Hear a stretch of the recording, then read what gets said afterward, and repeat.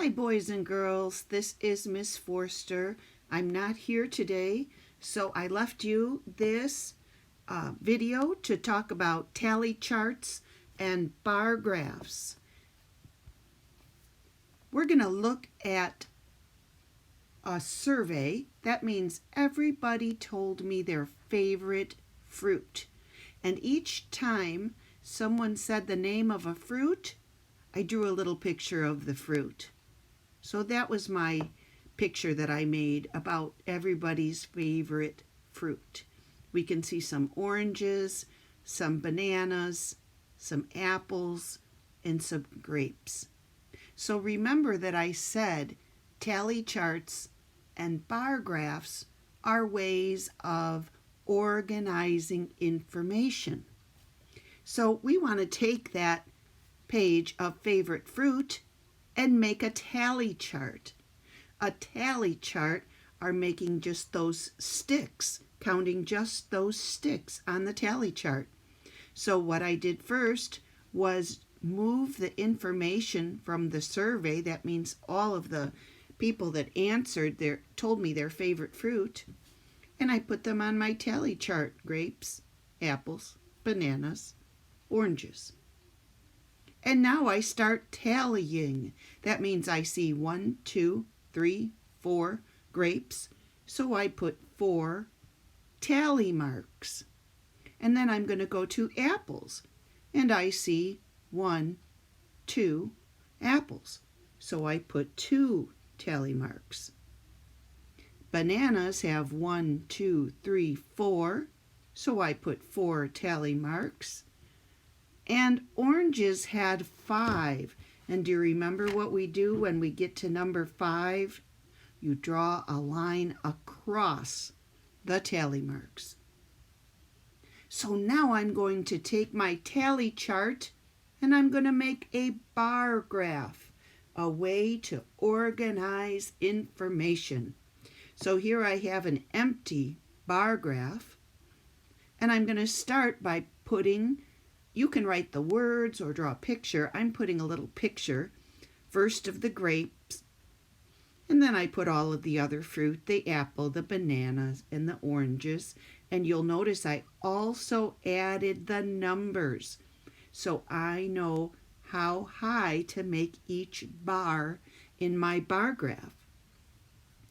So I look at my tally chart, numbers are ready, fruits ready. I see 4 tally marks for the grapes, so I go up 1, 2, 3, 4. Here we start at the bottom and we go up to the 4. And I do that with all the information. 2 apples, 1, 2. 4 bananas, 1, 2, 3, 4. And 5 oranges, 1, 2, 3, 4, 5. And there I have organized all of my information.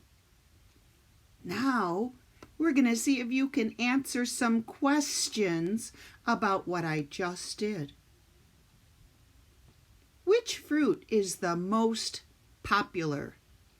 That means, which fruit did people choose the most? Well, if I look at the bar graph, I just look for the bar. Orange is the most popular because its bar is the tallest, the most. Which fruit is the least popular? Let's see, I go and I look at the bars. Apples are the least popular because the bar is the shortest. It only goes over to the 2. Which 2 fruits have the same amount? Well, there's only one with that amount. There are 2 with that same amount. Grapes and bananas have the same amount, 4 and 4. How many more chose oranges than bananas? Let's see, oranges, 1, 2, 3, 4, 5. Bananas, 1, 2, 3, 4. So we're going to compare oranges and bananas. That means we subtract. Comparar, restar.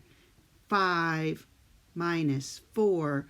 One more person chose the oranges than chose bananas. How many people participated? How many people did I ask about their favorite fruit?